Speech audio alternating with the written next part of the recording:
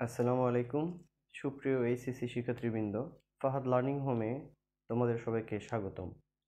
আজকে আমি HSC ICT এই বইটার তৃতীয় অধ্যায় নিয়ে আলোচনা করব। তো তৃতীয় অধ্যায়ের মধ্যে দুইটা অংশ রয়েছে, একটা হচ্ছে সংখ্যা পদ্ধতি ও আরেকটা রয়েছে ডিজিটাল ডিভাইস। তো এটা একটু লিখে নেওয়া যাক। এখানে দেখতে পাচ্ছি সংখ্যা পদ্ধতি ও ডিজিটাল ডিভাইস আমাদের তৃতীয় অধ্যায়ের নাম। তো সংখ্যা পদ্ধতি এইটা কি? সংখ্যা পদ্ধতি হচ্ছে যে পদ্ধতিতে কোনো সংখ্যা প্রকাশ করা হয় তাকে বলা হয় সংখ্যা পদ্ধতি। এখন এই সংখ্যা পদ্ধতির যদি ইতিহাস আমরা জানতে চাই তাহলে বলতে হবে সভ্যতার সূচনা লগ্নে মানুষ কি করত? মানুষ এই যে হাতের আঙুলে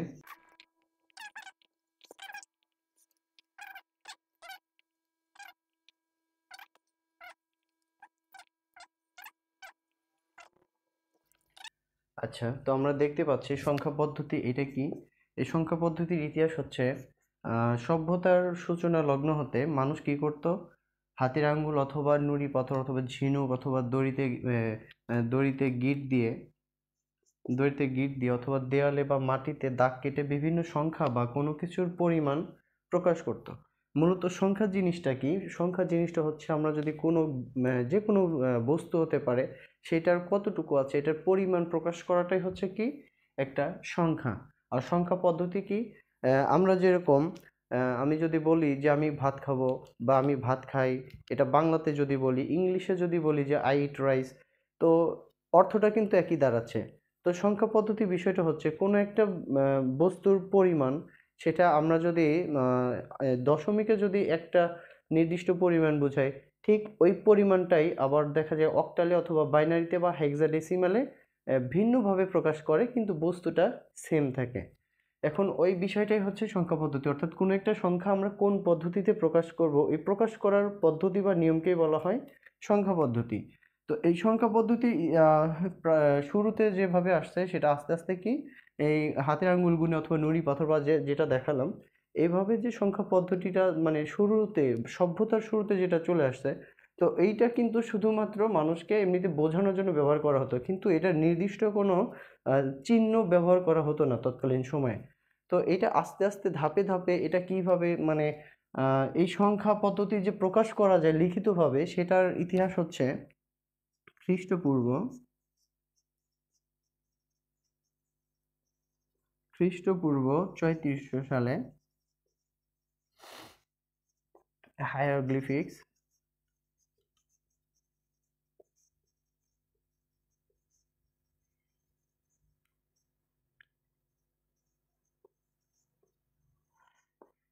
এই খ্রিস্টপূর্ব ৩৪০০ সালে হায়ারোগ্লিফিক্স সংখ্যা পদ্ধতিতে সর্বপ্রথম সংখ্যা লিখিত আকারে প্রকাশ করা শুরু করে।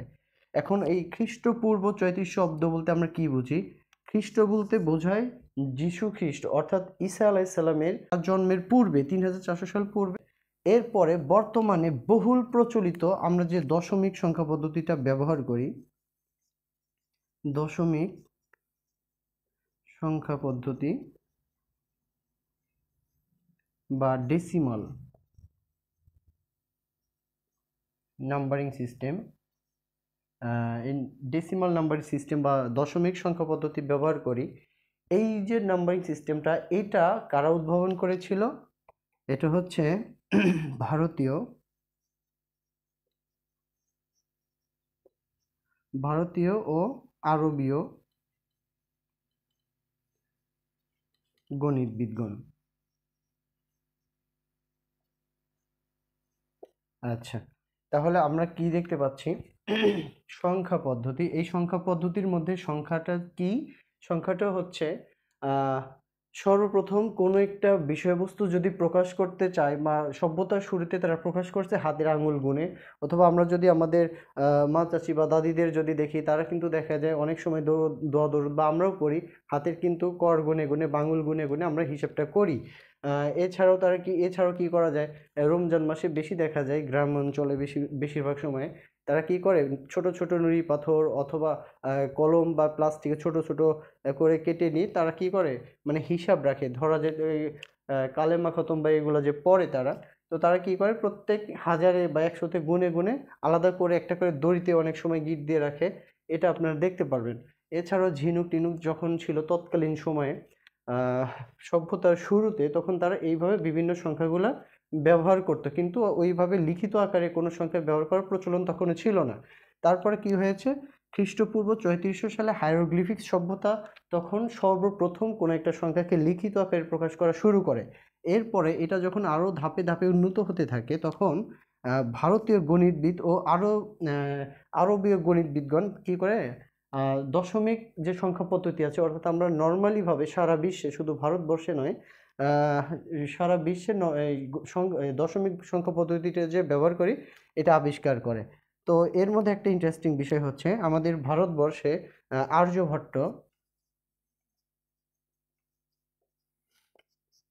আর্যভট্ট নামে একজন গণিতবিদ ছিলেন। তিনি কি করেছেন, এই শূন্যটার আবিষ্কার করেছেন। তো আমরা এখানে দেখতে পাচ্ছি সংখ্যা পদ্ধতি নিয়ে একটা ইতিহাস আমরা জানতে পারলাম। এরপরে আমরা কি দেখব, এরপরে দেখব সংখ্যা পদ্ধতি আসলে কাকে বলে।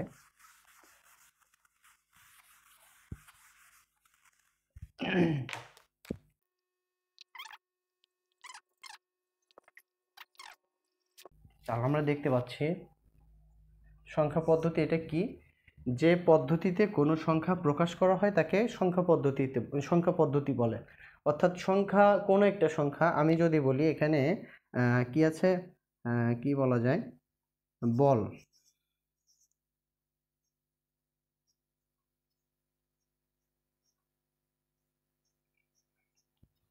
এখানে বল আছে, এইগুলো হচ্ছে কি বল।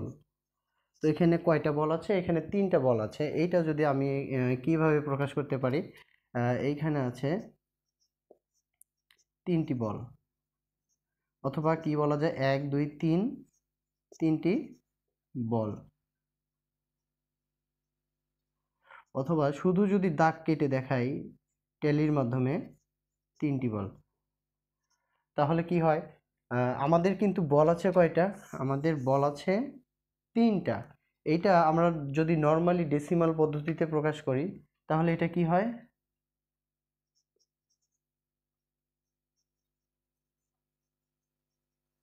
দশমিক পদ্ধতি। আচ্ছা, এইখানে কি আছে, এটা এটা হচ্ছে রোমান পদ্ধতি। তারপরে কি আছে, এটা হচ্ছে দাগ টানা পদ্ধতি, ট্যালি। ট্যালি। আচ্ছা, তাহলে আমরা কি দেখতে পাচ্ছি, এইখানে কিন্তু বল আছে 3টা। এখন এই 3টা বল প্রকাশ করার যে মাধ্যম বা পদ্ধতি, সেটা কিন্তু এখানে আমরা 3 রকম দেখতে পাচ্ছি নর্মালি। এখানে 3টি বল আছে, হ্যাঁ 3টি বল, এটা দশমিক পদ্ধতিতে। এখন এই 3 জিনিসটাকে আবার 3টা আই দ্বারা প্রকাশ করা হয় কি, রোমান পদ্ধতিতে। আবার এখানে কি 3টা দাগ কেটে এখানে ট্যালির মাধ্যমে প্রাচীনকালে যেরকমভাবে হিসাব করা হতো, ওইভাবে সহজে হিসাব করা যায়। দেখা যাচ্ছে আমাদের জিনিস কিন্তু 3টা, উপাদান 3টা, কিন্তু সেটা প্রকাশ করার ধরন কিন্তু ভিন্ন ভিন্ন হয়, অর্থাৎ ভিন্ন ভিন্নভাবে প্রকাশ করা যায়। সংখ্যা পদ্ধতিটা একটু পরে জানবো, তার আগে আমরা জেনে নিই যে ডিজিটাল ডিভাইস যে অংশটা রয়েছে, এই ডিজিটাল ডিভাইসটা কি। অর্থাৎ এই সংখ্যা পদ্ধতি ব্যবহার করে আমরা যে সমস্ত ডিভাইসে প্রোগ্রাম ব্যবহার করে আমরা পূর্ব থেকে নির্ধারণ করে দিতে পারি সেটা কি কাজ করবে, কতক্ষণ করবে, এই ধরনের ডিভাইস, অর্থাৎ প্রোগ্রামেবল যে কোনো ইলেকট্রনিক্স ডিভাইসটাকে কি বলা হয়, ডিজিটাল ডিভাইস। এখন ফ্যান একটা ডিভাইস, এটা ইলেকট্রনিক্স ডিভাইস, কিন্তু এটা ডিজিটাল ডিভাইস এখানে সরাসরি বলা যাবে না। তবে যদি আমি একটা ফ্যানকে নির্দিষ্ট সময় পর পর আহ, মানে এটা পরিচালনা, ধরেন যে কিছুক্ষণ ঘুরবে, রুমটা ঠান্ডা হওয়ার পরে আবার একটু বন্ধ হয়ে যাবে, এরকম যদি প্রোগ্রাম ব্যবহার করে, বা আমি রুমে ঢোকা মাত্র ফ্যান চালু হয়ে গেলো, একটা সার্কিট ব্যবহার করলাম, তো এরকমভাবে যদি সার্কিট ব্যবহার করি, তাহলে এই সার্কিটটা হবে কি, ডিজিটাল ডিভাইস। অর্থাৎ যে সমস্ত ডিভাইসে প্রোগ্রাম ব্যবহার করা হয় সেই সমস্ত ডিভাইসকেই বলা হবে কি, ডিজিটাল ডিভাইস। এখন এই ডিজিটাল ডিভাইস মূলত কি কিভাবে কাজ করে, এই কাজগুলো নর্মালি সংখ্যা পদ্ধতি, অর্থাৎ বাইনারি সংখ্যা পদ্ধতি ব্যবহার করে। এখন এই বাইনারি সংখ্যা পদ্ধতি কিভাবে ব্যবহার করে, এটা নিয়ে দ্বিতীয় অংশ আলোচনা করা হবে, অর্থাৎ বুলিয়ান অ্যালজেব্রা।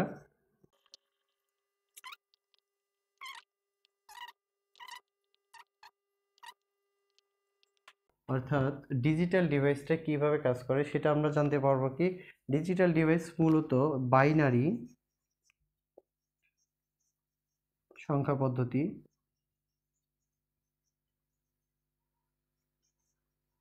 অর্থাৎ 0 1। এই 0 1 ব্যবহার করে ডিজিটাল সংখ্যা পদ্ধতিতে আমরা বিভিন্ন কমান্ড প্রদান করে থাকি প্রোগ্রামিং ল্যাঙ্গুয়েজগুলো ব্যবহার করে। এখন এই 0 1টা ডিজিটাল ডিভাইসকে কিভাবে বোঝাবো সেটা বোঝানোর জন্য আমরা বুলিয়ান অ্যালজেব্রা ব্যবহার করতে পারি। এছাড়া লজিক গেট ব্যবহার করতে হয় এবং ডি মর্গানের উপপাদ্যে ব্যবহার করতে হয়। Register, counter, Eder, encoder, decoder ইত্যাদি সম্পর্কে আমাদের জ্ঞান মানে মানে জানতে হবে বা ডিজিটাল ডিভাইসে এই বিষয়গুলো নিয়ে আলোচনা করা হয়েছে মূলত। তো এই বিষয়গুলো নিয়ে আমরা পরবর্তী অংশে অর্থাৎ তৃতীয় অধ্যায়ের পরবর্তী অংশে বিস্তারিতভাবে জানবো ইনশাল্লাহ। তো এখন যেটা জানবো সেটা হচ্ছে সংখ্যা পদ্ধতি। আমরা কিছুক্ষণ আগে সংখ্যা পদ্ধতি সম্পর্কে অনেক কিছু জানলাম। তো এখন সংখ্যা পদ্ধতি সম্পর্কে আরো বিস্তারিত একটু জানবো। তো দেখা যাক আমরা কি কি বলেছি। সংখ্যা পদ্ধতি কি? যে পদ্ধতির মাধ্যমে কোনো সংখ্যা প্রকাশ করা হয় তাকে সংখ্যা পদ্ধতি বলে। এখন সংখ্যা পদ্ধতি কয় প্রকার? এই সংখ্যা পদ্ধতি মূলত দুই প্রকার।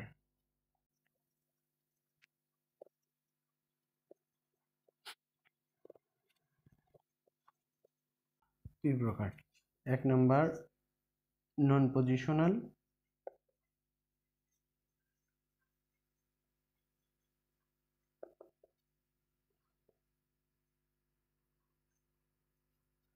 এবং 2 নাম্বার পজিশনাল সংখ্যা পদ্ধতি।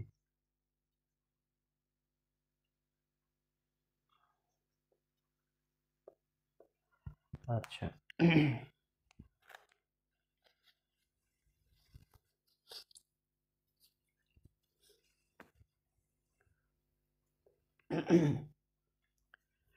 তো দেখতে পাচ্ছি সংখ্যা পদ্ধতির প্রকারভেদ। সংখ্যা পদ্ধতি মূলত দুই প্রকার, যথা নন পজিশনাল সংখ্যা পদ্ধতি এবং পজিশনাল সংখ্যা পদ্ধতি।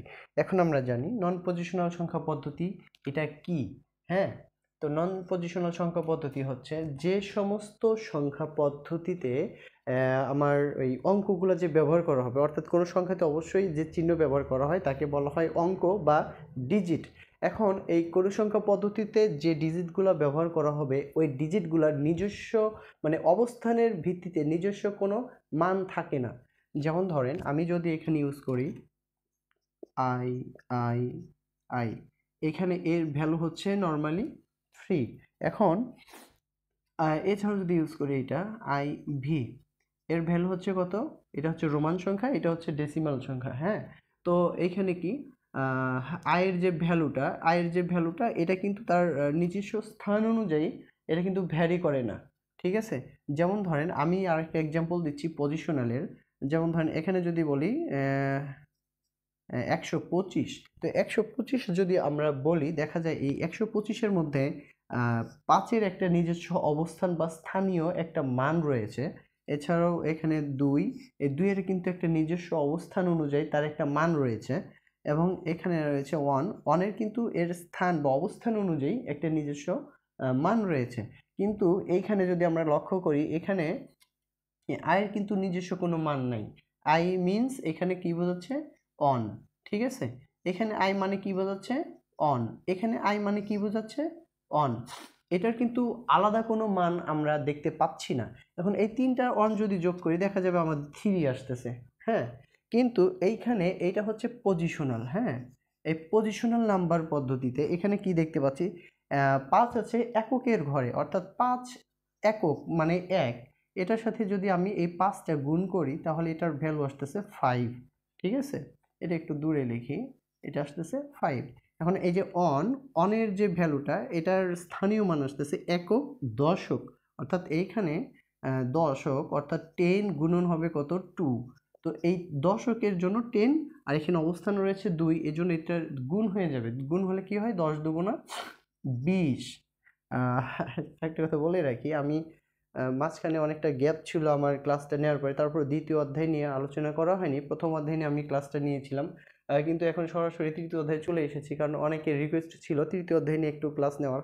কিন্তু মাঝখানে গ্যাপ থাকার কারণ হচ্ছে আমি অ্যালার্জির কারণে প্রচণ্ড পরিমাণে অসুস্থ থাকি এবং আজকেও যথারীতি প্রচণ্ড পরিমাণে অসুস্থ, যার কারণে হয়তোবা যেরকমভাবে ক্লাসটা নেওয়ার কথা ছিল বা যেরকমভাবে উপস্থাপনের কথা ছিল পরিপূর্ণ আমি পারতেছি না, এই জন্য আন্তরিকভাবে দুঃখিত। তারপরও আমাদের ভিডিও ক্লাস দেখার পরে যদি কোথাও বুঝতে সমস্যা হয় অবশ্যই আমাদের কমেন্ট বক্সে আমাদেরকে প্রশ্ন করবেন এবং আমাদের মেসেজ অপশনে মেসেজ করতে পারেন যে কোনো টপিক যদি না বোঝেন, পরবর্তীতে আমি যখন পুরোপুরি সুস্থ থাকবো তখন ওই বিষয়গুলো নিয়ে আরও ক্লিয়ারলি আলোচনা করার চেষ্টা করব।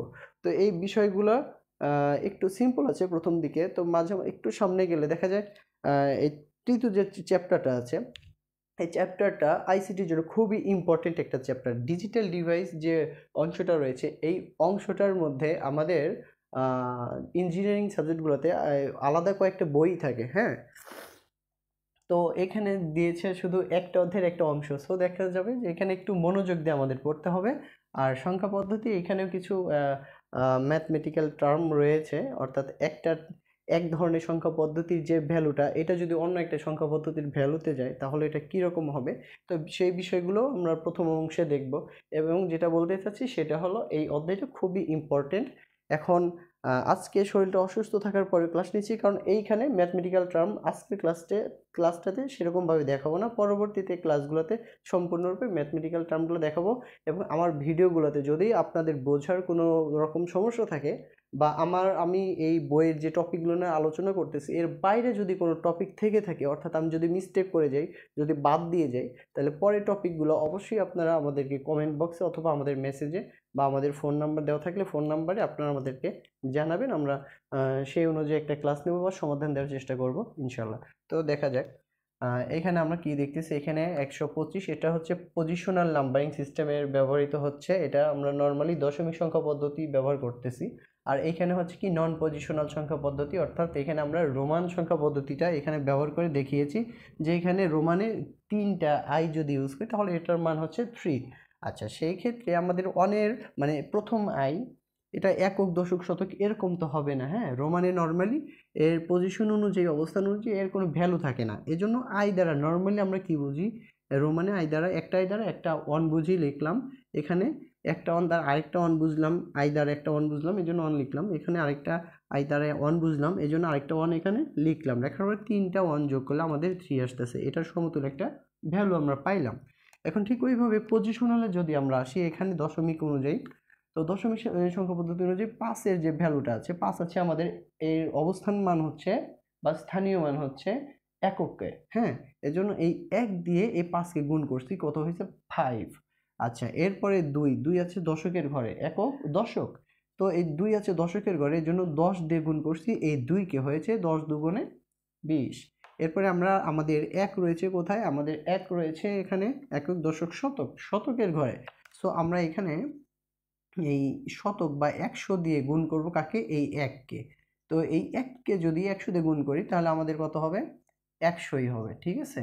আচ্ছা, এখন যদি আমরা এটা যোগ করে বসাই তাহলে আমাদের এখানে কি আসতেছে, 5 0 0, এখানে 5 আসতেছে, এখানে আছে 2, এখানে 0, অর্থাৎ এখানে 2 আসতেছে, এখানে 1 আছে, এখানে 1। তাহলে আমরা দেখতে পাচ্ছি এইটার যে স্থানীয় মান আছে সেই অনুযায়ী ভ্যালুগুলো বসানোর ফলে এই ভ্যালুগুলো যদি আমরা যোগ করে দিই তাহলে কিন্তু আমাদের 125 আসতেছে, অর্থাৎ আমাদের এটা সঠিক আছে। কিন্তু এই ক্ষেত্রে শুধু এইখানে ব্যবহার করার কারণে এই 5-এর ভ্যালু এখানে 5, এখানে 2-এর ভ্যালু আসছে কোথায়, কত, 20। আচ্ছা, এখন যদি নর্মালি আমি এখানে 2 লিখতাম তাহলে এটার ভ্যালু কি 20 আসতো? অবশ্যই না, এটা 2 মানে 2 আসতো। কিন্তু এইখানে একটা সংখ্যার মধ্যে 2 এর অবস্থান অনুযায়ী এটার কিন্তু মান একটু মানে চেঞ্জ হয়েছে, পরিবর্তন হয়েছে, কিসের উপরে ভিত্তি করে, এটার অবস্থানের উপর ভিত্তি করে। এইখানে যদি আরেকটা 0 দিতাম বা অন্য কোনো ডিজিট বা অঙ্ক ব্যবহার করতাম তাহলে কিন্তু 2 এর মান আর 20 থাকতো না, 2 এর মান হয়ে যেত 200, অর্থাৎ 200 হয়ে যেত এখানে, হ্যাঁ। আচ্ছা, তো এইখানে হ্যাঁ, আমি আশা করি আপনারা বিষয়টা ক্লিয়ারলি বুঝতে পারছেন যে আমরা কি করতেছি। আমরা পজিশনাল সংখ্যা পদ্ধতি বলতে যে সংখ্যা পদ্ধতিতে আমরা এই ডিজিটগুলো ব্যবহার করার ফলে, অর্থাৎ একটা সংখ্যা লেখার ফলে, একটা নাম্বার লেখার ফলে সেখানকার যে অবস্থানগুলো ও ডিজিটের যে অবস্থানগুলো আছে ওটার নির্দিষ্ট কিছু ভ্যালু তৈরি হয়ে যায়, ঠিক আছে। এই জন্য এটার পজিশনের মূল্য রয়েছে, অর্থাৎ পজিশনের মূল্য থাকার কারণে এটাকে বলা হয় কি, পজিশনাল নাম্বারিং সিস্টেম বা পজিশনাল সংখ্যা পদ্ধতি। আর এইখানে আমরা রোমান পদ্ধতি দেখতে পাচ্ছি যেখানে এতটুকুর মধ্যে রয়েছে, তো রোমানের এখানে কিন্তু নিজের ভ্যালু অনুযায়ী এটার কিন্তু আসলে কোনো মান পরিবর্তন হচ্ছে না, এই জন্য এটাকে বলা হয় নন পজিশনাল। তোমার পজিশন যাই থাকুক তুমি অনই, ঠিক আছে। কিন্তু এখানে 2 এর পজিশন কি টু আলাদাভাবে ইউজ করলে টুর ভ্যালু টুই হওয়ার কথা, কিন্তু এখানে তা না হয়ে টু এর ভ্যালু হলো কত 20। হ্যাঁ, আচ্ছা, তাহলে আমরা আশা করি পজিশনাল এবং নন পজিশনাল বিষয়টা ক্লিয়ার হয়েছে। এখন পজিশনাল নন পজিশনালের মধ্যে তো আপাতত এতটুকুই আমাদের ক্লোজ করে দেওয়া যায়, অর্থাৎ এটার কি হয় না, এটার কোনো ইয়া থাকে না, বলে কি বলে না, এটার কোনো নিজস্ব ভ্যালু থাকে না। হ্যাঁ, মানে অবস্থান ভ্যালু থাকে না। এবং এইখানে আরেকটা বিষয় হচ্ছে, এখানে কোনো এটার ভিত্তি ভিত্তি অর বেস কোনো কাজে দেয় না। হ্যাঁ, কোনো কাজ করে না, এটার কোনো ভিত্তি নাই। অর্থাৎ ভিত্তি বলতে আমরা বোঝাচ্ছি দশমিক সংখ্যা পদ্ধতিতে আমরা কয়টা ডিজিট ব্যবহার করি, 10টা ডিজিট ব্যবহার করি। বাইনারিতে 2টা ডিজিট ব্যবহার করি। আচ্ছা, ওইগুলো সামনে এখন আলোচনা করব। তো ওইটা আলোচনা করার ফলে আর একটু ক্লিয়ার হয়ে যাবেন। জাস্ট এতটুকু মনে রাখেন, পজিশনাল সংখ্যা পদ্ধতিতে আমরা কি করি, স্থানীয় মানটা ভ্যারি করে এবং এখানে কি বেসটাও ভ্যারি করে। এখন এখানে লিখেছি 125, জাস্ট এটা এখন মনে রাখেন, পরবর্তীতে বুঝতে পারবেন। এটা আমি যদি এখানে নিচে 10 দিই তাহলে বুঝতে হবে এটা দশমিকে আছে। হ্যাঁ, এছাড়া যদি এখানে আমরা 8 দিই তারপরেও কিন্তু আমাদের এখানে বোঝা যাবে কি এই একই জিনিস, এটা অক্টাল নাম্বারিং সিস্টেমে আছে। হ্যাঁ, অথবা এখানে হেক্সাডেসিমালও হতে পারে। জাস্ট বেসটা মনে রাখবেন। পজিশনাল নাম্বারিং সিস্টেমের ক্ষেত্রে আমাদের কি কয়টা জিনিস লক্ষ্য রাখতে হয়, আমাদেরকে বেসটাতে লক্ষ্য রাখতে হয় বা ভিত্তিতে লক্ষ্য রাখতে হয়, এবং কিসে, এটার এই আপনার স্থানীয় মানের উপর নির্ভর করতে হয়।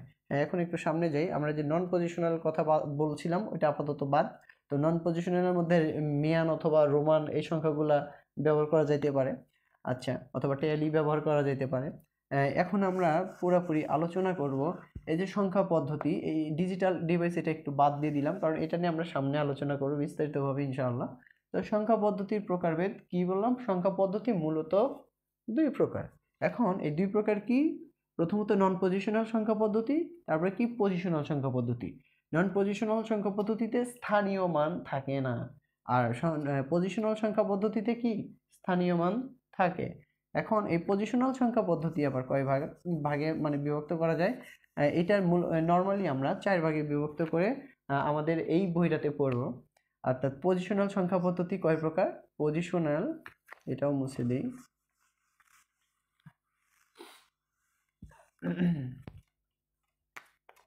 আচ্ছা,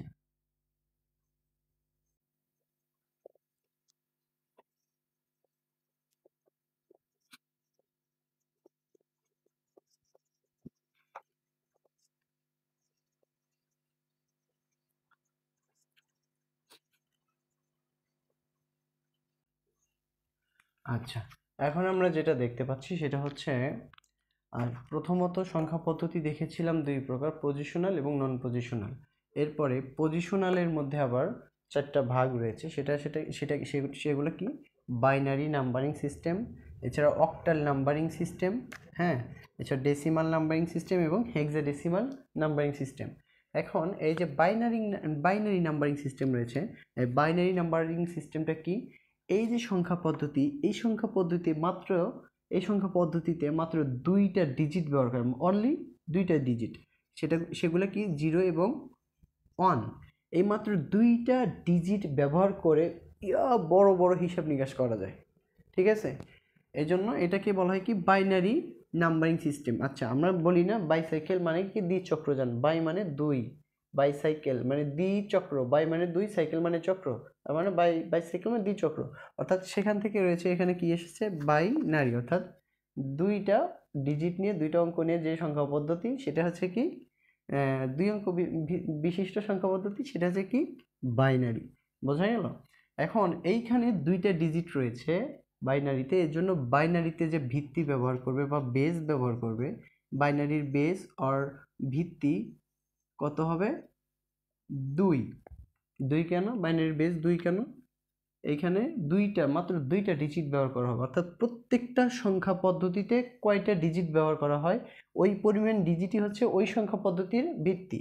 যেমন ধরেন এখানে আছে অক্টাল, তো অক্টালে কয়টা ডিজিট ব্যবহার করা হবে, অক্টালে ব্যবহার করা হবে 8টা ডিজিট, 0 1 2 3 4 5 6 7। তো দেখা যাচ্ছে এখানে 0 থেকে 7 পর্যন্ত আমাদের কিন্তু অনেক সময় ভুল হয় 8 দিয়ে ফেলি, কিন্তু 8 দেওয়া যাবে না, কারণ 8 দিলেই তো 0 একটা আছে, এর ফলে 9টা হয়ে যাবে। তো 0 থেকে শুরু হওয়ার কারণে এক ঘর কম থাকবে, অর্থাৎ 7 পর্যন্ত এইখানে 8টা ডিজিট এই জন্য এখানে কি অক্টাল নাম্বারিং সিস্টেমে কি হয়, এই 8টা ডিজিট ব্যবহার করা হয়।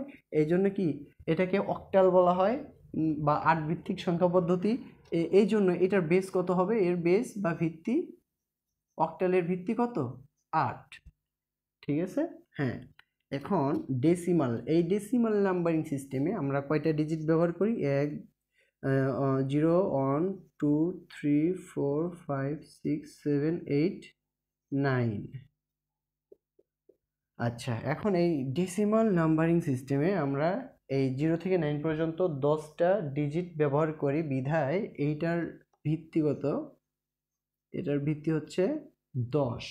ঠিক আছে, এরপরে আমরা কি আসি, এখানে একটু নিচে চলে আসি, হেক্সাডেসিমাল। হেক্সাডেসিমালে কি এই 0 1 2 3 4 5 6 7 8 9, এখানে গেল 10টা ডেসিমালের, 10টা আমরা পাইলাম। এখন হেক্সা মানে কি, হেক্সা মানে 6। এই যে গত বিশ্বকাপে আমরা কি বলছিলাম, ব্রাজিল 5টা ওয়ার্ল্ড কাপে চ্যাম্পিয়ন হয়েছে, এই জন্য 5টা শিরোপা ব্রাজিলের রয়েছে। এখন আরেকটা হলে 6টা হয়, এই জন্য ব্রাজিল কিন্তু হেক্সা মিশনে নেমেছিল। এই হেক্সা মানে হচ্ছে 6। তাহলে কি হয়, এই ডেসিমাল তো আমরা পাইলাম, ডেসিমালের সাথে এই হেক্সা যদি যোগ করি তাহলে আমার আরও কয়টা, আরও 6টা ডিজিট প্রয়োজন। এখন এর বাইরে তো কোনো অঙ্ক আমাদের ভারতবর্ষ অথবা আরবীয় গণিতবিদগণ তারা তো 10টা ডিজিট আবিষ্কার করে ফেলছেন, হ্যাঁ। কিন্তু এর বাইরে সারা দুনিয়ার কোনো গণিতবিদগণ এখন পর্যন্ত এর বাইরে কোনো নতুন করে কোনো গাণিতিক চিহ্ন ব্যবহার করতে পারেন নাই, হ্যাঁ। কিন্তু তাছাড়াও তাহলে মানে হেক্সাডেসিমাল কিভাবে আসলো, এটা হচ্ছে ওই যে রোমানরা কি করছে, রোমানরা ইংলিশ লেটারের মধ্যে থেকে 1 মানে আই ভি এল এম এগুলো ইউজ করছে, ঠিক ওইভাবে তারা এখানে কি একটা বুদ্ধি খাটাইছে, এখানে 10টা ডিজিটের পরে আমরা এ নিতে পারি, বি নিতে পারি, সি নিতে পারি, A B C D E F নিতে পারি, অর্থাৎ ইংলিশ লেটারের বড় হাতের A B C D E F এখানে রয়েছে 6টা, তো 10টার সাথে 6টা আমাদের 16টা ডিজিট হয়ে গেল। এখন এইগুলা নিয়ে বলতে পারেন যে ভাইয়া আসলে এগুলা ভ্যালু কিভাবে মানে ইউজ করা হবে। তো দেখেন 10-এর পরে এ, মানে 10-এর পরে আমাদের কি, 9-এর পরে আমাদের কি আসার কথা, 9-এর পরে আমাদের 10 আসার কথা, 10 না এসে আসলো কত, এ। তাহলে এর বদলে আমাদের এর ভ্যালুটা হবে কত, 10। আচ্ছা, তারপরে বির ভ্যালুটা কত আসবে আমাদের, এখানে বির ভ্যালুটা আসবে 11। ঠিক আছে, আচ্ছা এরপরে কি সির ভ্যালুটা আমাদের কি আসবে, 12 আসবে, হ্যাঁ। আচ্ছা এরপরে কি ডির ভ্যালুটা কি 13 আসবে। আচ্ছা এরপরে কি ইর ভ্যালুটা আমাদের কি আসবে, 14 আসবে। আচ্ছা এরপরে এফ এর ভ্যালুটা আমাদের কি আসবে, এফ এর ভ্যালুটা 15 আসবে। ঠিক আছে, এইভাবে আমরা হেক্সাডেসিমালে এই 16টা ডিজিট ব্যবহার করব এবং মনে রাখবো এর ভ্যালু কত, 10। যদি আসে যে হেক্সাডেসিমালে সি এর ভ্যালু কত আসে, হ্যাঁ সি এর ভ্যালু আমরা তাহলে নৈর্ভিত্তিক বা যে কোনো প্রশ্ন আসলে বা কেউ প্রশ্ন করলে আমরা বলবো সি ইকুইভ্যালেন্ট বা এর একটা ভ্যালু আসে আমাদের 12। ঠিক আছে, আচ্ছা তাহলে এখানে 6টা কি বলে 6টা ডিজিট ইউজ করা হচ্ছে আমাদের হেক্সাডেসিমালে, এই জন্য হেক্সাডেসিমালের ভিত্তি কত, এই হেক্সাডেসিমালের ভিত্তি আসতেছে আমাদের 16 বা 16। বোঝা গেছে, হ্যাঁ। এতটুকু তোলার পরে আমি এটা মুছে দিচ্ছি। এখন আর একটা ছোট্ট একটা বিষয় নিয়ে আলোচনা করি, সেটা হলো আমরা যে সংখ্যাগুলো ব্যবহার করি এই সংখ্যাগুলোর মধ্যে 2টা অংশ থাকে। আমাদের সংখ্যাগুলোর মধ্যে 2টা অংশ থাকবে, সেই অংশগুলো কি, আচ্ছা যে কোনো সংখ্যা, প্রত্যেকটা সংখ্যার মধ্যে অর্থাৎ পজিশনাল সংখ্যার মধ্যে, প্রত্যেকটা পজিশনাল সংখ্যার মধ্যে, নন পজিশনাল হবে না, হ্যাঁ নন পজিশনাল আমরা আগেই বাদ দিয়ে দিয়েছি। তাহলে পজিশনালের মধ্যে আমরা যদি এখানে একটা পয়েন্ট ইউজ করি, এখানে যদি 5 4 2 ইউজ করি এবং এখানে 1, এরপরে কি আছে, আমরা যদি এখানে 6 অথবা 6 ইউজ করলাম, এখানে যদি 7 ইউজ করি, যাই হোক। তো আমরা যখন এরকমভাবে কোনো একটা সংখ্যা ইউজ করি, সংখ্যাটা এরকম একটা আকৃতি আসতে পারে, হ্যাঁ। আর যদি না আসে এদিকে এরকম আসলে তো কোনো কথাই নেই। আচ্ছা এটা হচ্ছে কি, এই যে একটা মাঝখানে দশমিক, ঠিক আছে আমরা দশমিক বলি, ঠিক না, তো দশমিক বলতে এটা একটা পয়েন্ট, আর এই পয়েন্টের একটা নির্দিষ্ট নাম রয়েছে, এটাকে বলা হয় রেডিক্স পয়েন্ট। ঠিক আছে, এই পয়েন্টটার নাম হচ্ছে কি, রেডিক্স পয়েন্ট বা আমরা নর্মালি দশমিক বলি। এই রেডিক্স পয়েন্টের এই দিকে যে থাকবে, অর্থাৎ এটা কি বাম না ডান? আমি যদি এদিকে থাকি তাহলে হাতের বামে, আর এদিকে থাকলে হাতে এদিকে থাকলে হাতের ডানে। যাই হোক, এই দশমিকের পূর্বে দশমিকের পূর্বে যে সংখ্যাটা, একটা সংখ্যার পুরোটাই একটা সংখ্যা, তো দশমিকের পূর্বে ওই সংখ্যার যে অংশটা থাকবে তাদেরকে বলা হবে কি? তাদেরকে বলা হবে ইন্টিজার বা পূর্ণ সংখ্যা। আর এই দশমিকের বা রেডিক্স পয়েন্টের পরের যে অংশটা থাকবে তাদেরকে বলা হবে কি? তাদেরকে বলা হবে ফ্র্যাকশন বা ভগ্নাংশ। ঠিক আছে? হ্যাঁ, তো দেখা যাচ্ছে আমরা এতটুকুই মানে এখানে দেখালাম। তো প্রিয় বন্ধুরা, শিক্ষার্থী বন্ধুরা, পরবর্তীতে আমরা এই তৃতীয় অধ্যায়ের সংখ্যা পদ্ধতির অর্থাৎ প্রথম অংশের বাদবাকি আলোচনা পরবর্তী ক্লাসে করব। এই পর্যন্ত সবাই ভালো থাকে, সুস্থ থাকে এবং আমার জন্য একটু দোয়া করবো যেন আমি সুস্থ থাকি। আমি খুব অসুস্থ থাকি বেশিরভাগ সময়, বিশেষ করে এই যে অ্যালার্জির কারণে। তো দোয়া করবো সবাই যেন আমি সুস্থ থাকি, তোমাদের সেবা করতে পারি। আমি কথা দিয়েছিলাম যে তোমাদের অফলাইনে যাদের ক্লাস নেই, অফলাইনের পাশাপাশি অনলাইনেও ক্লাস নিব, যাতে করে তোমরা কি করতে পারো, যাতে করে তোমরা বাসায় প্র্যাকটিস করতে পারো। দ্বিতীয়ত, সারা দেশের কিছু কিছু শিক্ষার্থী রয়েছে যারা প্রাইভেটে ভালো পড়ার সুযোগ পাচ্ছে না বা অর্থনৈতিক মানে সমস্যার কারণে পড়তে পারে না, তাদের জন্য আমি কি করতেছি, এই ভিডিওগুলো কষ্ট হলেও তৈরি করে রেখে দিচ্ছি। ঠিক আছে? যাতে করে সবাই একটু হ্যাঁ, সবার একটু সেবা করতে পারি। তো সবাই ভালো থাকবা, সুস্থ থাকবা। দেখা হবে পরবর্তী ক্লাসে। আসসালামু আলাইকুম।